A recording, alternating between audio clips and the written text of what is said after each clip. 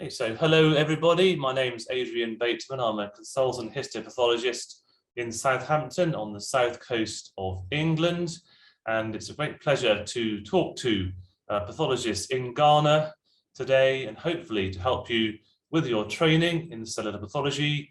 I'd also like to thank the Royal College of Pathologists for coordinating these teaching sessions and for giving me the opportunity to talk to you today. So the title of my talk today is Practical Approach to Specimen Grossing, or Specimen Cut-up, as it's also called. So the plan of my talk is first of all to talk about the general principles of specimen cut-up or dissection or specimen grossing, and then to talk a bit about the Royal College of Pathologists cancer data sets. And then for the rest of the talk, I'm going to use the example of colorectal cancer. My main specialist interest is gastrointestinal pathology, and within that, colorectal pathology. So I felt this was a good area to talk to you about, and I'm going to focus on those 5 bullet pointed areas there that you can see in this plan. So general principles of specimen cut-up.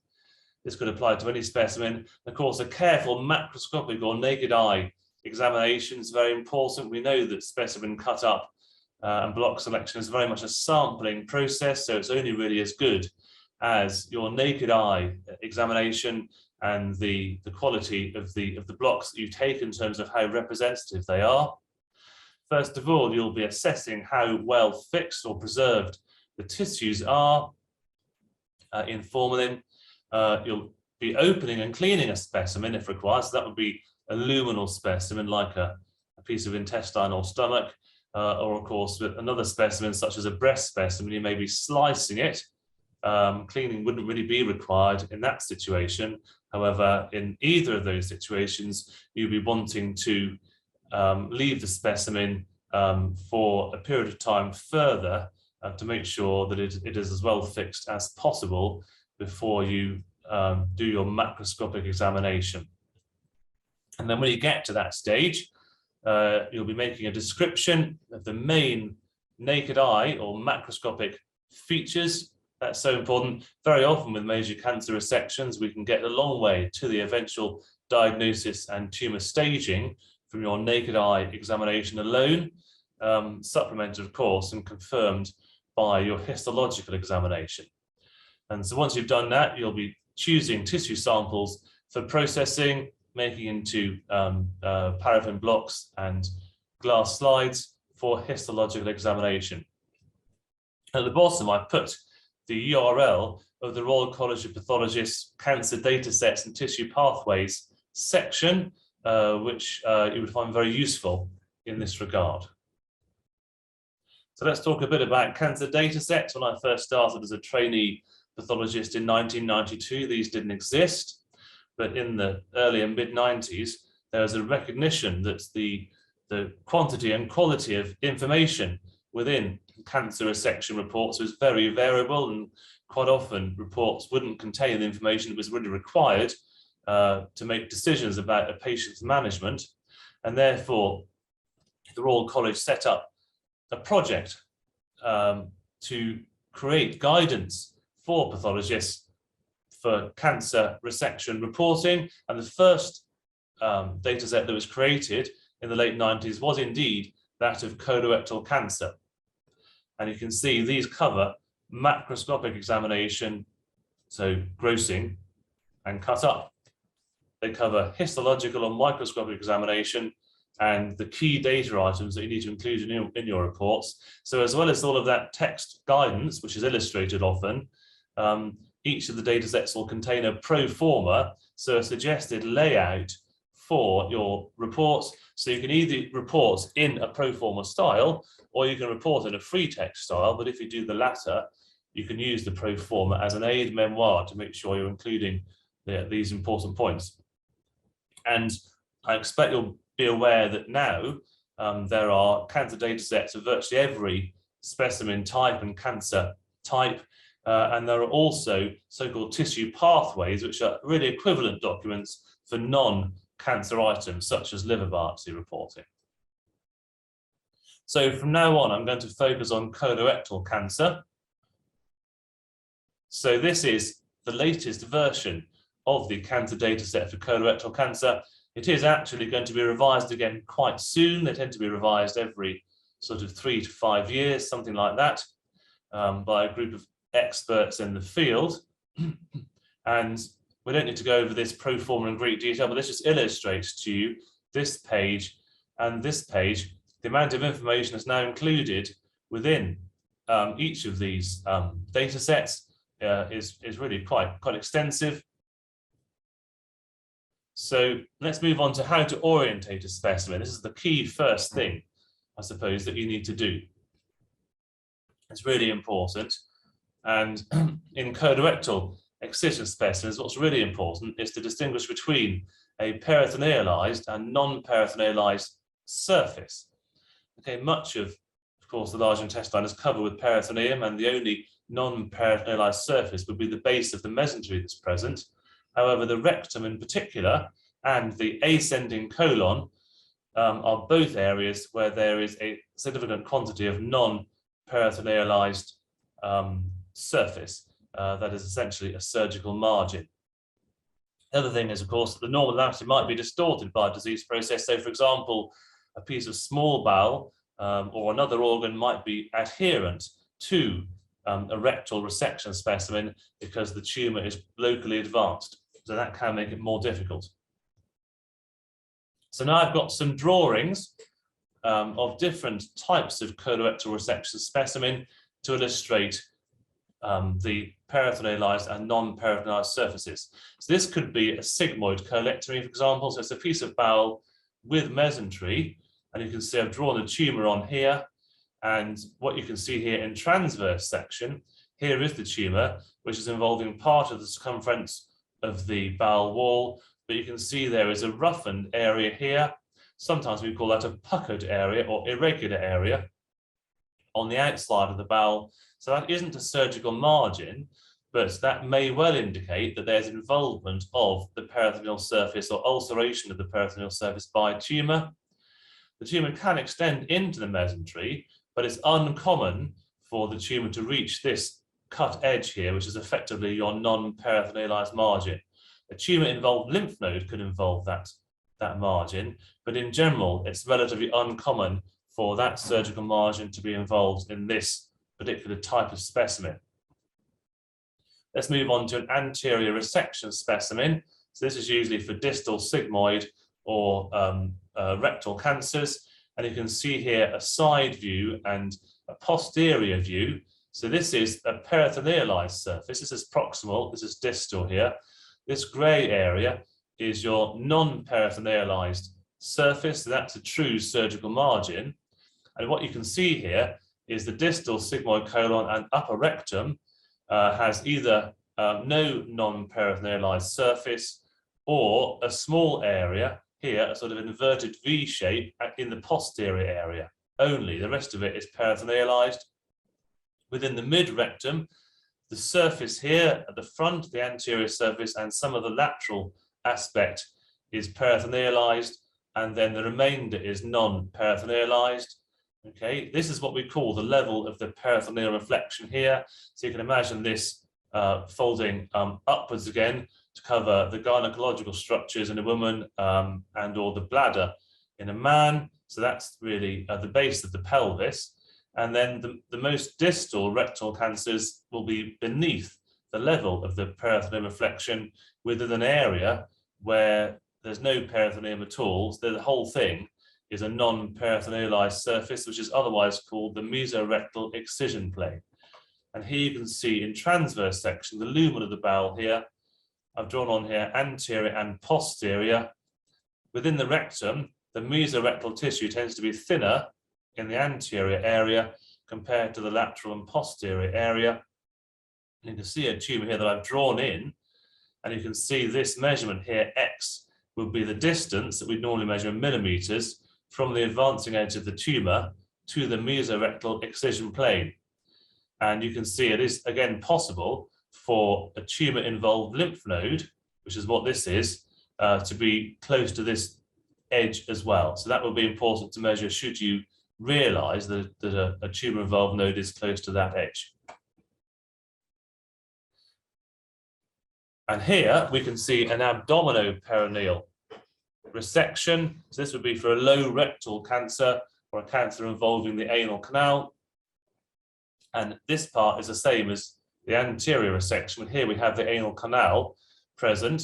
Okay, this would be the position here of levator ani. So the muscle forming the base of the pelvis coming in here, merging with the external anal sphincter in this area. There's often some fat in this position here, the perianal fat pad. But what you can see is there's this, we call this wasting, this narrowing here, because we're below the level of the mesorectal adipose tissue here. And in a standard abdominoperineal resection, there is a concern if a tumor is in this area that it's more possible for the tumor to involve this surgical margin here, which is an important risk factor for local recurrence. There is an operation occurring in some parts of the world now that's sometimes called the extralevator abdominoperineal excision, or the cylindrical operation, where while there's no defined plane like this in this area, the surgeons take out more of the levator ani and more of the connective tissue in this area to avoid this so-called wasting process and to make it less likely that the tumor involves this margin. So the point of showing all those pictures is to impress upon you the importance of defining those anatomical landmarks and understanding what sort of specimen you've got. There's one more here, moving away from the rectum for a moment. This is a right hemicolectomy specimen, so the terminal ileum here, the appendix, the cecum here, the ascending colon here, and the mesentery here. If you look at the posterior aspect of a specimen like this, you will find the edge of the peritoneum, and you'll find the non-peritonealized area like this, often less well defined than in the rectum, but that is still a non-peritonealized margin. And you can see here in transverse section, if there's a tumor involving the peritoneal surface here, or circumferential in nature, then the tumor can potentially involve what is a true surgical margin here, the retroperitoneal surgical margin in this position. Okay, one thing that we are asked to do, and the cancer dataset asks us to do, is to make some sort of judgment or assessment of the quality of the surgical resection in rectal cancer. This is because in the ideal situation, and what you hope will happen most of the time, these are drawings now from the cancer dataset, and this is a view of a real anterior resection specimen. You can see this is a peritonealized surface here in the upper rectum. Here is the edge of the peritoneum. This is all the mesorectal excision plane beneath where the peritoneum is. Usually it should be nice and smooth and shiny like this, and we call that a mesorectal excision plane. That is the optimum that you're looking for. And this is what you hope not to see. Again, here's the peritonealized surface. Here's the edge of the peritoneum here. Here is the low rectum where there's no peritoneum. There's an area of irregularity here in the mesorectal tissue. This is called an intramesorectal resection, and this means that there is a greater chance of a tumor. If there was a tumor in this area, there's a greater chance of it involving a surgical margin. And this is what you really hope not to see, and certainly in my experience, it's very rare. This is a muscularis propria excision. This is irregular, not shiny and smooth, but irregular mesorectal tissue here, and an area here where you can see the dark brown or red muscularis propria. You really hope you don't see that, because you can imagine if there's a tumor here, it hasn't got to extend very far before it reaches a surgical margin. So in my experience, in the hospital I work in, that's extremely rare. But this is something that the college data set suggests that you do look for, and you can provide feedback for the surgeons. So just take one step back a moment. How about preparing specimens? Well, what should you do? So remember, we're talking about colorectal specimens here. So opening a specimen is important to aid fixation in formalin. Now, there is some difference of opinion about whether you should open up to a tumor in the colon or rectum or through it. I think on the balance of opinion, it is better to open up to a tumour, but ideally not cut through the tumour itself. Now, the reason for that is because if you cut through a tumour, you might be disturbing the anatomical relationship between the tumour and either the peritoneal surface or a non-peritonealized surface like the mesorectal excision plane. So ideally, it's better not to cut through the tumour. Now, of course, if a tumour is not circumferential, there might be a situation where you think, well, I can open maybe the anterior aspect of a specimen and still not disturb the tumour and its relationship to important anatomical landmarks. That is fine, but if you're worried about it, it's best to open up to the tumour but not through it. You can put in what we sometimes call a wick of paper if you want to try and help the formalin get into that area. So then it needs a thorough clean in water and at least 24 and maybe up to 48 hours fixation after cleaning. It's important to make sure that the size of the container and the amount of formalin is sufficient for this purpose. If you think that you've received a specimen in a container that's too small, if you've got a larger container available that you can relabel appropriately, then that's always worth doing. And what about slicing the specimen, which is really the next step? Well, just before you do that, you want to identify your non-peritonealized margins and ink them with whatever color ink you've got available. And then it's very useful if you've got acetic acid or another similar agent to spray onto the ink, because that will help to fix it. And it will help, first of all, for the ink not to come off all over the rest of the specimen during cut-up.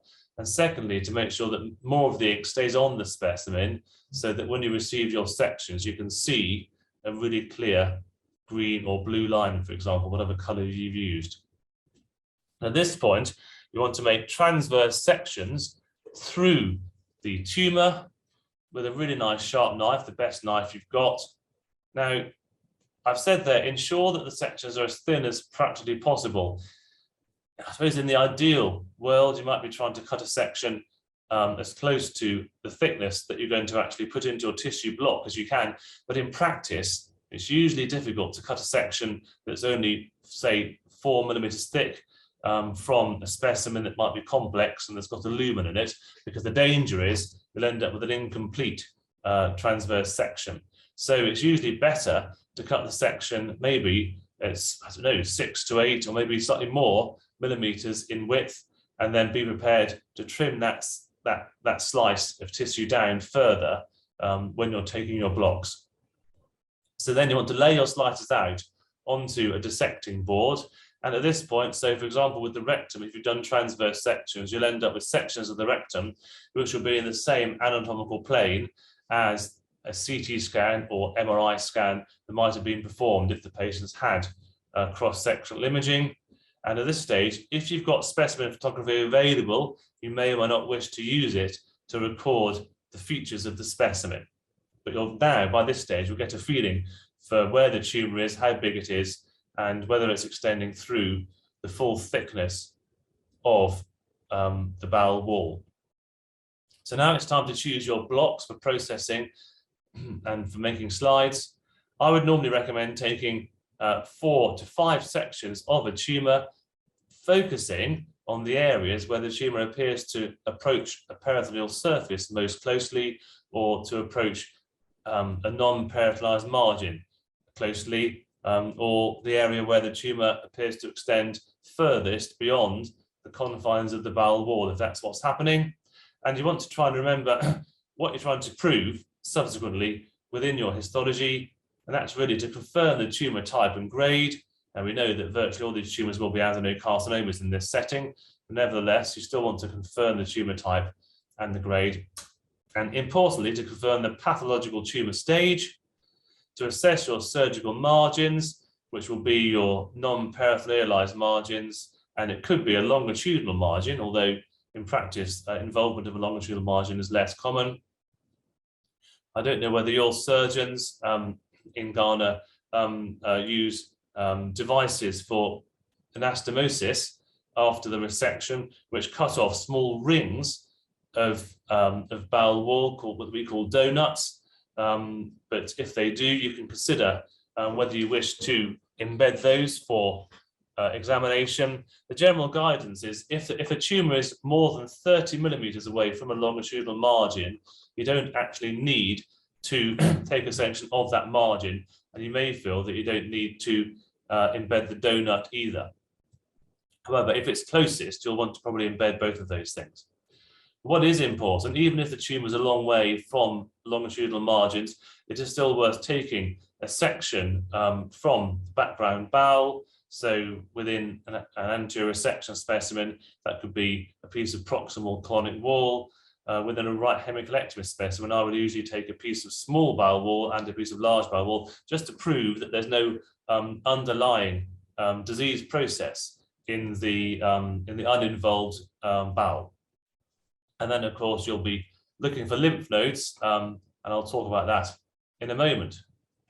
So your tumour blocks, I've said most of these things already. Really, you'll be looking for where the tumour is extending furthest into or through the bowel wall, an involvement of a peritoneal surface or a non-peritonealized margin. Look carefully for lymphovascular invasion. Sometimes you can get a clue that there is lymphovascular invasion on naked eye examination, because you can see a fine tongue of tumour that appears to be traversing the bowel wall.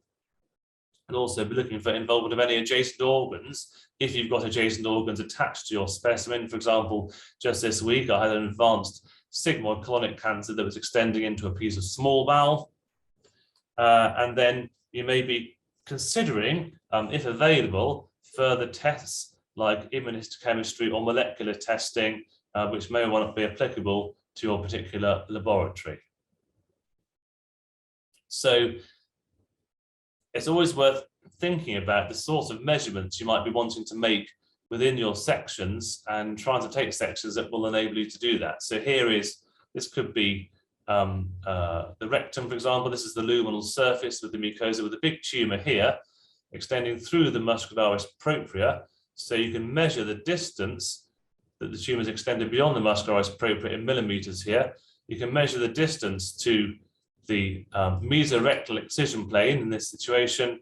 And then, as I've said to you, if there's a tumour within the lymph node or maybe in a vessel, you can actually, as long as you've got the inked non-peritonealized margin present, you can actually make that measurement as well. So those are the sorts of things that you can tell the surgeon about the tumour. So lymph node harvesting, this is often quite a labour-intensive process. So what I tend to do is I look for the highest node, so the node highest closest to your highest vascular tie at the apex of the mesentery, before you do your transverse slicing of the specimen. Now, most of the time you can find one of those, but not always. And then you want to look for all the tumour, all the nodes in the tumour field. What that means is that in most specimens, you'll be looking through most or all of your mesentery or your mesorectal adipose tissue. But what it also means is, for example, if you were to have a subtotal colectomy for a distal tumour, where the subtotal colectomy was performed because there was obstruction and ischemic change within the proximal colon, for example, you'd really only need to look for lymph nodes within the field of the tumour, so maybe within a 300 millimeter section of the distal colon. You wouldn't need to look for lymph nodes within the proximal colon. And what's generally recommended is a median of 12 nodes per specimen. Now, people often take that to mean a minimum of 12 nodes per specimen. The section there in italics is an extract from the college dataset guidance. And what we're saying there is that while you want to find a median of 12 nodes per specimen, ideally a minimum of 12 nodes per specimen, really, in practical terms, you shouldn't stop once you've found 12. You should look for all of the nodes within the specimen, or all of the nodes within a section of the specimen, if it's a larger specimen, such as I've just been describing. And if you don't find that many nodes, be prepared to go back to the wet specimen, which will by then have been further fixed for a second lymph node search, which is often quite fruitful. So TNM staging, of course, we're on to TNM edition 8 at the moment. So this is the key thing, really, that you're going to want to be telling the surgeons and the oncologists when you meet them or when you write your report. And of course, the T stage in colorectal cancer is all about how far through the bowel wall the tumour has extended. So it's not actually the size of the tumour, unlike some other tumours, such as in breast cancer. And then the lymph node metastases are either no metastases or an N1 or N2, according to how many lymph nodes are positive. If you find only tumour deposits, so these are foci of tumour within the mesentery or mesoric adipose tissue that are not obviously present within a lymph node or within the nerve or within a blood vessel, and if you find just tumour deposits like that, but no definite lymph nodes, you can use the N1C category. And then the M0 and M1 categories really only refer to a situation where you might have received, for example, a liver biopsy, and which shows a liver metastasis, because of course, on the basis of the rectal excision or the other colonic excision that you have received as a pathologist, you're not really in a position to say a patient doesn't have distant metastases, because that requires clinical information. So to move on to my summary then, so the first thing to say is that adequate fixation is important, and that applies across the board really, not just in colorectal specimen assessment, but in all tumours. That's important. So sometimes you'll need to clean the specimen and wait further fixation. It's really important to make sure that you can orientate the specimen, especially if it's anatomically complex, and especially if you're trying to work out, in the case of colorectal cancer, which is a peritonealized surface and which is a non-peritonealized surface. Ensure you've sampled the tumour adequately. So I've suggested in colorectal cancer, take at least 4 or 5 blocks in a typical case. Perform a careful lymph node search, as I've said there. Use a nice sharp knife, use adequate lighting, and use the pulp of your finger to carefully press on the adipose tissue as you're dissecting it to feel for the nodules that represent small lymph nodes, and be prepared to go back to a specimen if you haven't found as many nodes as you felt you should have done. And I always imagine when I'm cutting a specimen up of any sort, really, I try and imagine to myself what a slide will look like prepared from any block that I take, and I try and think to myself, well, how will this block contribute to my assessment and my tumour staging in this case? And I try and make sure that whatever I take will actually have a positive impact. So, for example, you're much better off to sample the tumour thoroughly and maybe take one section of background tissue rather than taking, I don't know, several sections of background tissue and both longitudinal margins when the tumour is obviously nowhere near. You're much better off focusing on the tumour. So just bear that in mind, and do refer to the Royal College of Pathologists Cancer Dataset for advice. It is very helpful. So thank you very much for listening. I hope you found this useful, and I wish you luck with your future studies.